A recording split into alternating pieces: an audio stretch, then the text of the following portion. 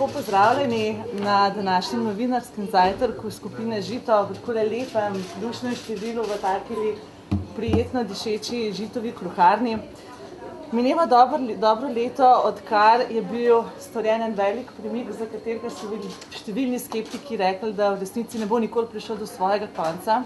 Skratka, pred dobrim letom so pridelovalci in predelovalci žit se usegli za skupno mizo in nekje v obdobju slabega leta sklenili dogovor, ki je seveda zelo pomemben. Pomemben ne samo za tiste, ki vsakoletno pridelujejo žito ali pa ga na drugi strani odkupujejo, ampak ne nazadnje tudi za tiste, ki vsakodnevno posegamo po kruhu in ki si seveda to še najlažje v vsakodnevnem življenju predstavljamo. In to bo danes tudi današnja tema novinarskega zajtrka.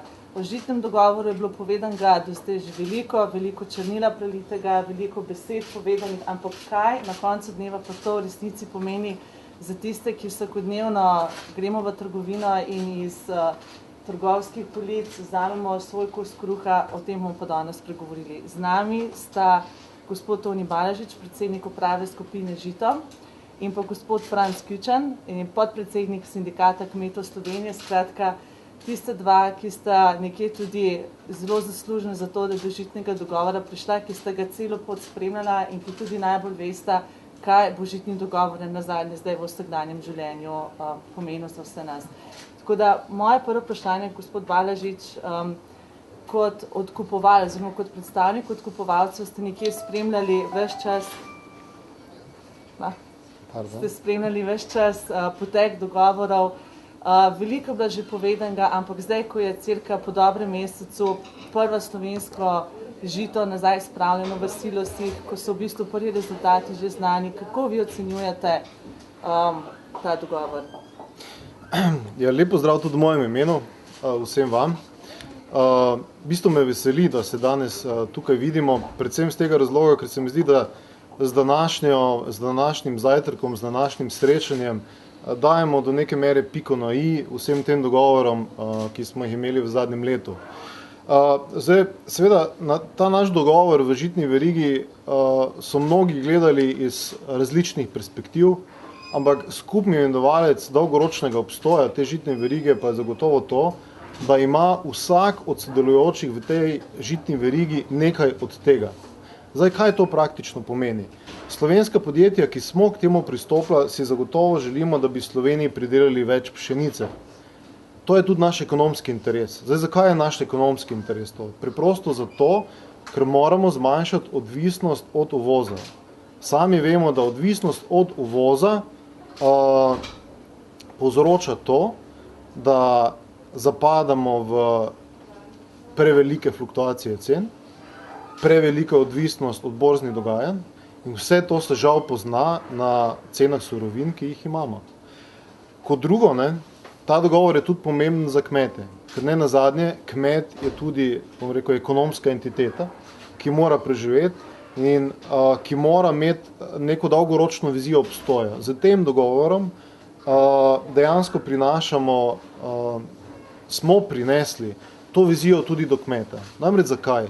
Kmet, ponudili smo do neke mere neposredno odnos med odkupovalci in kmeti.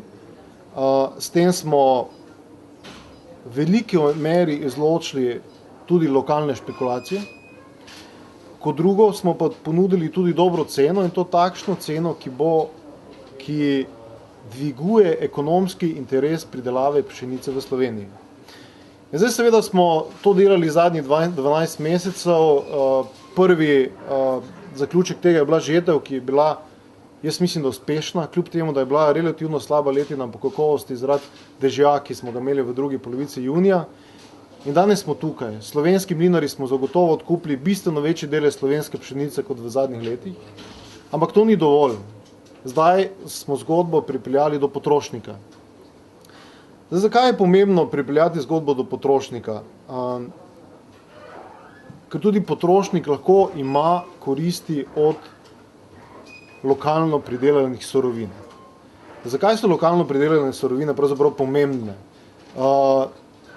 Preprosto zato, ker z lokalno pridelanimi surovinami vemo, kakšno kakovost surovin dobimo, imamo bistveno boljši nadzor In v primeru pšenice, ki jo v Sloveniji uporabljamo, lahko zagotovo trdimo, da je mnogo bolj ekološko pridelana kot pšenica iz katerih drugih dežel.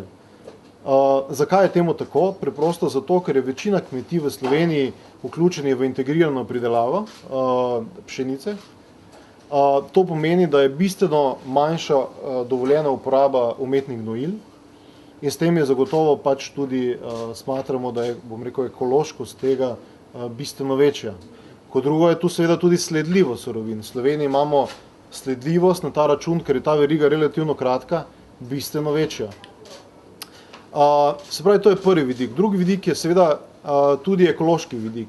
Vsi mi v zadnjih par let zelo dosti govorimo o tem CO2 footprintu, kako se to slovenščine reče? Oglični odtis, hvala.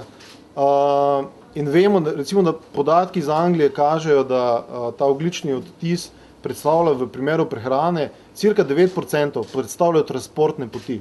S tem, ko skrajšamo te transportne poti, ker so de facto zdaj kratke, torej maksimalno od Murske Sobote do sem, pomembno vplivamo tudi na okolje. Se pravi, na zmanjšanje onesnaženosti okolja z krajšimi transportnimi poti.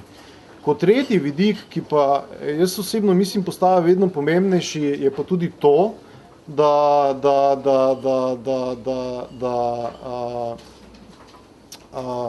je to družbena komponenta, družbena dimenzija tega sodelovanja tudi pomembna. Vemo, da in v slovenski pridelovalni industriji in predelovalni industriji dela nekaj 10.000 ljudi. V slovenski prehrambeni industriji dela 14.000 ljudi približno in tudi kmetovalcev v Sloveniji je 60 in več tisoč. In to vrstno sodelovanje v bistvu zagotovo omogoča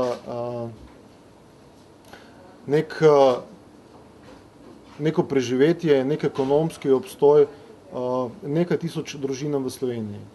Zaradi vsega tega smo danes dejansko pripeljali to zgodbo do konca in zato sem vesel, da vam lahko predstavimo tudi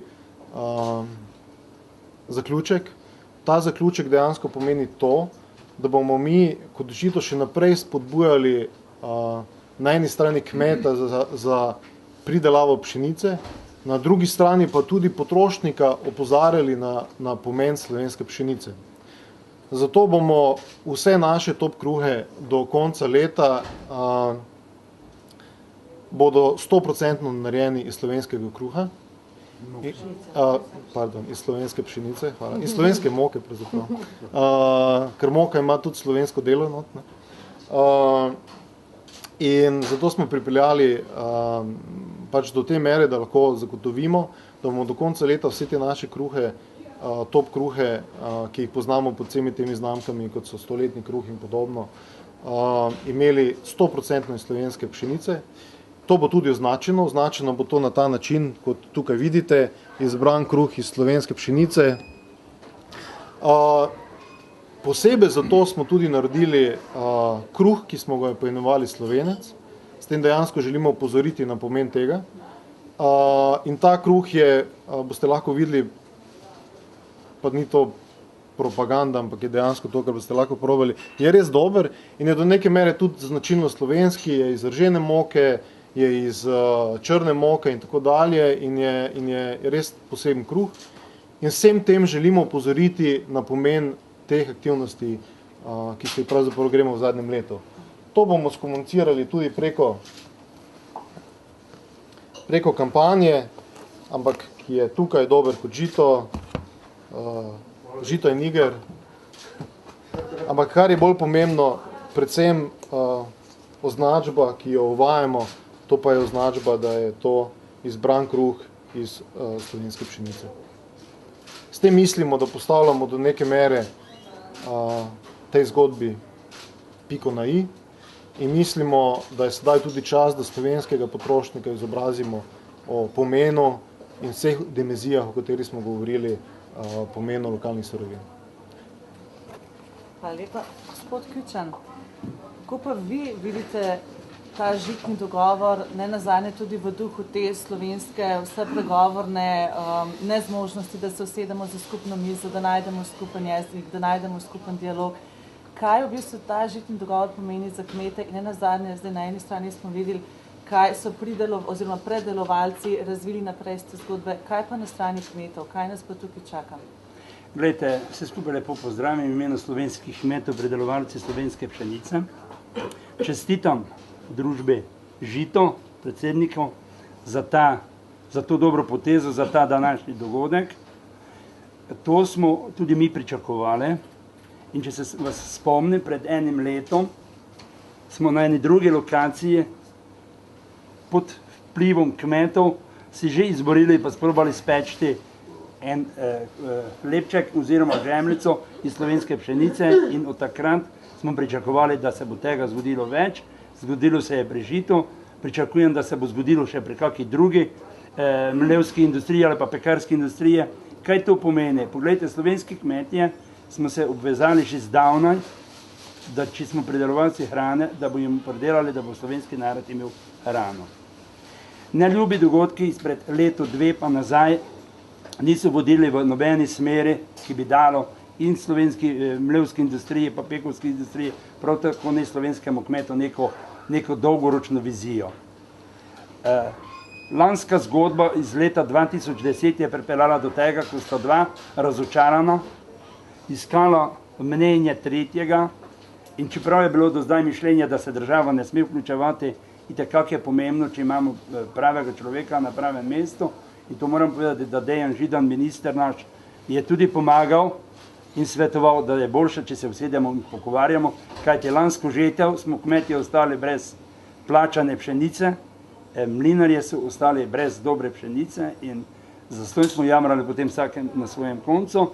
Uspeh in pa blagoslov tega je bila potem decembra meseca podpisana deklaracija oziroma dogovor in vam povem, da letošnja žetev je k temu bila tudi bolj vesela, bolj bogata. Če se spomni, ker je hodil mimo odkupni centrov, leta ni bilo kolon, ki bi čakali na prevzem pšenice. Letos so stali traktorji dan in noč in čakali, da se pšenica prevzame. To je samo plod dobrega načrtovanja in je to bil samo plod, da smo se zmenili, da slovenska pšenica v slovenskem prostoru mora biti tudi primerno plačana. To so naši partnerji, jaz rečem, da smo mi zdaj partnerji, kmetje in pa mlinarji, potem normalno so tudi naši naslednji partnerji peki, ki iz dobre slovenske pšenice speče kruh. In mi partnerskim dobrim dogovorom smo uspeli to, da je v Sloveniji letos odkupljeno znatno več pšenice. Žal mi je, da zaradi slabe letine in pa žal mi je tudi, da se nismo zmenili oziroma to nas še čaka v naslednjem obdobju, da se bomo zmenili, da tudi pšenica razreda C ne sme biti imenovana krmna pšenica. Ta pšenica mora dobiti neko svoj prostor v mlevski in pa v pekovski industriji, kajti če pogledamo, naš prostor je zelo omejen. Mi ne razpolagamo z neskončnimi površinami, mi ne razpolagamo z, ne vem, milijonskimi količinami, ampak ta prostor, ki nam ponuja, ga moramo maksimalno izrabiti in najti obliko, da pridelamo maksimalno, kar se da iztržiti zemlje in tisto, kar dobimo, potem moramo uporabiti za to, kar je namenjeno za prehrano naših kupcev oziroma vaših kupcev, gospod predsednik.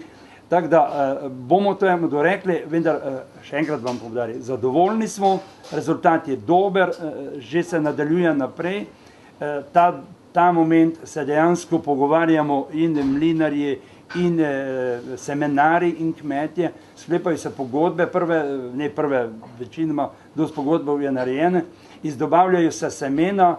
Mi smo uspeli na naši strani, tako smo se obvezali, prepričati kmetje, da bodo začeli sejati vrhunsko seme, deklarirano seme in pa seme z potencialom dobrega pridelka in pa dobrega kakovostnega razreda. Zato je tudi nažalost po enih mojih zbirnih podatkih, ki sem jih danes še zbiral, pošlo že vso seme, ki ga premore slovenska semenarska družba oziroma semenarne A in B razreda pšenice, torej ostaja B2 in pa slabše kakovosti. Upam, da bojo uspeli semenari še najti kje na trgih bolj kvalitetno seme. Pričakujejo pa od nas, da se mi dvoji zmenimo in bomo naročali proizvodnjo na daljše obdobje. To smo želeli, da bi se v Sloveniji pridelalo čim več kvalitetnega semena, da bi kmetje čim več kvalitetnega semena posejali in pridelali čim več kvalitetne moke. Kot sem pa že prej povedal, vendar ne smemo zanemariti, ker smo odvisni od klimatskih razmer in če nam nagaja narava, moramo spoštovati tisto, kar nam je zemlja dala in bomo mogli vključiti v porabo vso pšenico, ne zanemarjati ta slabše kvalitetne pšenice, jih krmiti ali pa voziti v Italijo, kot se je to zgodilo v letošnjem letu, nažalost. Nekaj pšenice so dobili Italijani na račun slabše vrednosti in če bomo te zadeve rešili, uspeh ne more izostati. Je pa res, da ta akcija, ki jo danes pelje družba Žito, je zelo pomembna akcija. Upam, da se bojo ostali vključili in da bo slovenski potrošnik, kajti to smo že kmetje večkrat zagovarjali in tu podpiramo našo predelovalno industrijo, ne samo pri kruhu, tudi pri mesu, tudi pri drugih izdelkih, da ga deklariramo in tudi mi kmetje bomo vam in pa vsem ostalim pomagali prepričevati naše kupce, kupujmo domače, kupujmo slovensko, kajti to je naše, je najbolj dragoceno in je najboljše. Moje načelo je tako, zastonj sosedovi koljejo prašiča, če mi zvečer ne bomo imeli kolin. Torej, mi moramo sami zrediti prašiča, zaklati in narediti koline. In zastonj ima Madžarska, Kazahstan ali pa ne vem, ker je država nenormne količine pšenice, če je za nas le dostopna takrat, ko nemajo viška. Mi se moramo oboje nadaljevati v smeri lastne oskrbe v čim večji meri. Hvala za začetek. Lanskoletni pogovori okoli žitnega dogovora oziroma problematike okoli dogovarjanja cen so resnici na plano potegnile tudi eno veliko problematiko in to je problem slovenske samooskrbe. Podatki o samooskrbi slovenski so po eni strani zastrašujoči. 50% samooskrba pšenico, potem s krompirjem 63%, zelenjavo celo samo tretjina in v bistvu ta trend je še celo v padu. Na eni strani smo zdaj slišali, kaj ste recimo pridelovalci in predelovalci delate, se trudite narediti v tej smeri, da bi se ta procent samooskrbe povišal. Kaj pa na drugi strani lahko naredi vsak od nas posameznikov? Ali je to zgodba, ki je dejansko samo globalna in se lahko greste predelovalci, ali tudi mi kot navadni potrošniki imamo neko svojo vlogo notri v tem, gospod Balažič? Ja, jaz mislim, da seveda na samooskrbo lahko gledamo kot na neko politično zgodbo, lahko pogledamo kot neko na družbeno-ekonomsko zgodbo. Argumenti, ki sem jih na začetku postregel, so v bistvu argumenti, ki izrazito izhajajo iz ekonomskih interesov vsakega posameznika v tej žitni verigi in kot rezultat tega bi seveda morala biti povečana samooskrba. Mislim, da vsak od nas se mora zavedati problema, da je samooskrba tudi lahko ekonomski problem. To ne nazadnje kažejo vse te deviacije surovin v zadnjih 3 letih. In z povečanim povpraševanjem se dogaja tudi to, da so določene surovine, pač prihajamo do tega, da določenih surovin tudi primanjkuje. Spomnimo se lanskega primera oziroma letošnjega primera sladkorja, ko smo prišli do tega, da je rezultat reguliranega trga sladkorja v Evropski uniji pripeljal na eni strani do rekordne cene, ki se je v 3 tednih povzpela za praktično, oziroma 4 tednih se je povzpela za praktično 50-60% in še danes traja na tej ravni. Po drugi strani pa ne samo ob tej visoki ceni je bilo tudi nekaj mesecev težava dobiti sladkor. In seveda je to problem, ki zadeva vse nas in mislim, da vsi mi se pač moramo zavedati, da je interes ohranitev in lokalne pridelave in lokalne predelave. Pomembno pa je seveda tudi to, da se tega zaveda tudi potrošnik. Odgovornost vseh nas pa mora biti to, da ponudimo potrošniku takšne izdelke, ki so pravo razmerje med kakovostjo in pa ceno in s tem tudi omogočamo, da je ta izdelek dostopen. To je z mojega vidika. No, gledajte, meni daje neko upanje in sicer v petek bi naj bila prvi sestanek kodeks. Jaz od tega kodeksa pričakujem dosti, tudi sam sem vložil malo več energije, da je prišlo do tega. Če bomo spoštovali tudi kodeks in vsi podpisniki kodeksa se začeli med sabo pogovarjati, potem to, kar je predsednik uprave malo prej rekel, ne sme izostati.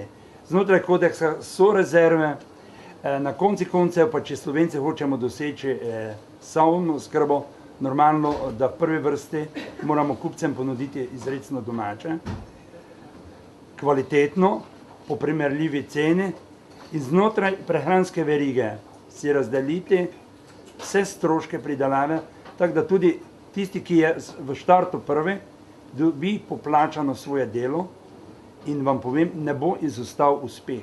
Samo letošnje leto, smo že prej govorili, ko je malo, mislim, ko je cena pšenice je bila na realni ravni in da se je pri B in pa pri A razredu pšenice tudi nekaj akumulacije ostalo, oziroma je kmet lahko tudi za en špricer si stran vzel ali pa za eno kosilo, je bilo znatno več pšenice.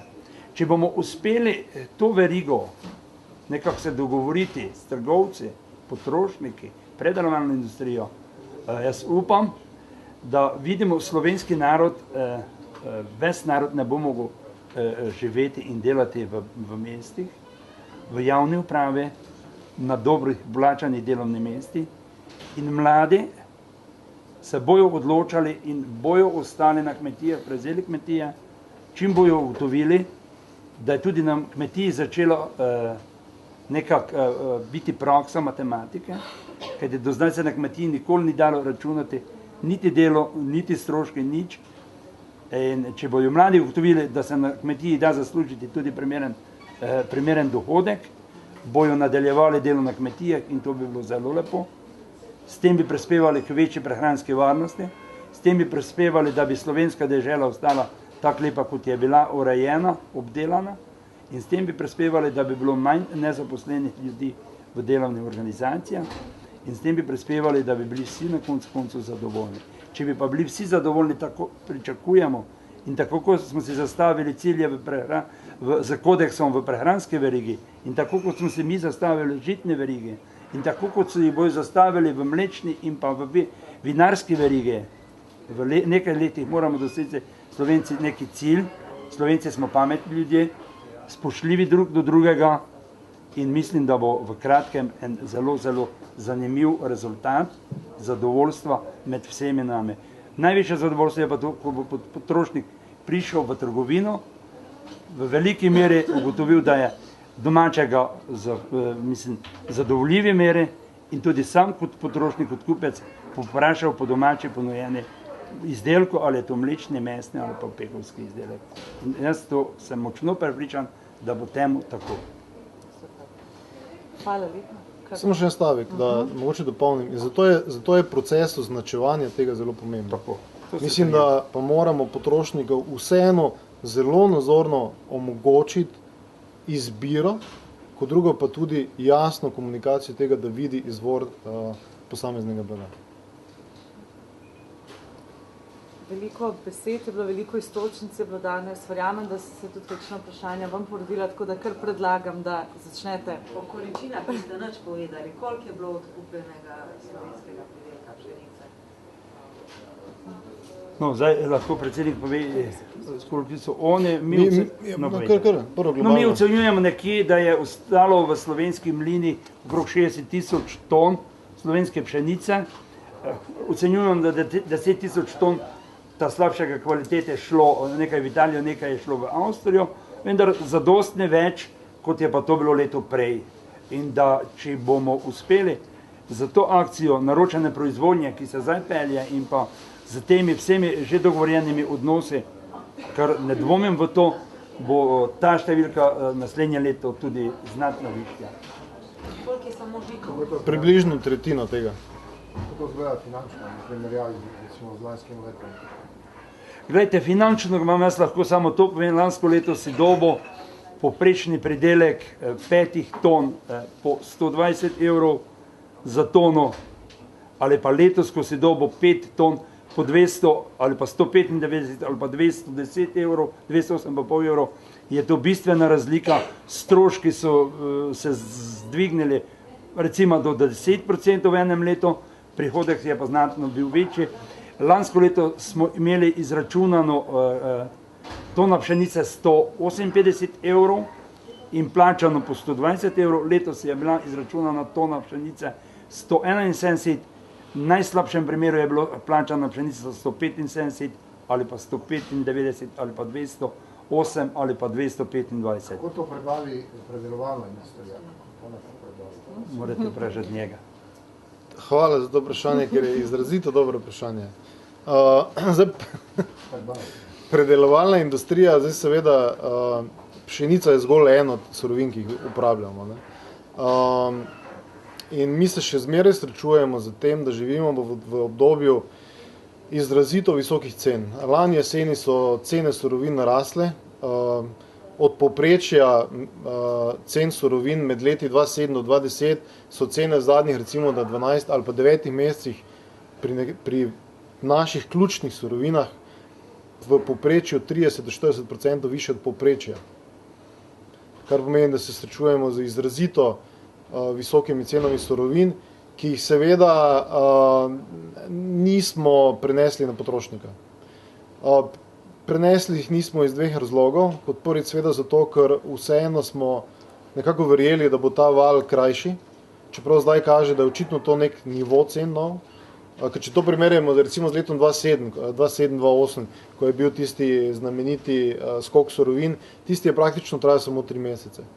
Zdaj se pa srečujemo z cenami surovin, ki vztrajajo na tem izrazito visokem nivoju, praktično rekordnem nivoju zadnjih, ne vem, praktično desetletju, 2 desetletjih ali celo več, pa že vztrajajo praktično skoraj 12 mesecev bo, ne? Od 10 do 12 mesecev. Tako da to je en vidik, drugi vidik pa je seveda to, da preprosto nismo mogli prenesti na potrošnika tako visokih cen skokov, ne, skozi trgovino. In to je pa drug razlog. Ne. To poslabšuje vaše poslovne rezultate? To seveda neposredno se kaže naši poslovne... Jaz bi samo predsednik malo dodal, glejte, če pošteno povemo, pa spremljamo vse okrog nas cene. Cene so na istem nivoju. Jaz sem bil v Vojvodini, Vojvodina je kupovala po 200 evrov tono od kmeta, pa je nižja kupna moč oziroma nižji standard. Bili smo zdaj malo v Srpska krajina oziroma Bosna, tudi do 200, čez 200, Hrvaška je bila čez 200 evrov po toni, medtem ko Avstrija, Mađarska na našem nivoju. Da ne bi kdo mislil, da smo Slovenci zdaj skočili neverjetno. Ampak postavili smo se v isto raven kot vse ostale dežele okrog nas, torej nismo nič manj ali pa nič več. No, samo tukaj morate upoštevati še subvencije. Subvencije so že zračunali. Vem, ampak Vojvodina ni v EU-ju in tam... Že imajo subvencije, Vojvodinci tudi. Že jih uveljavljajo.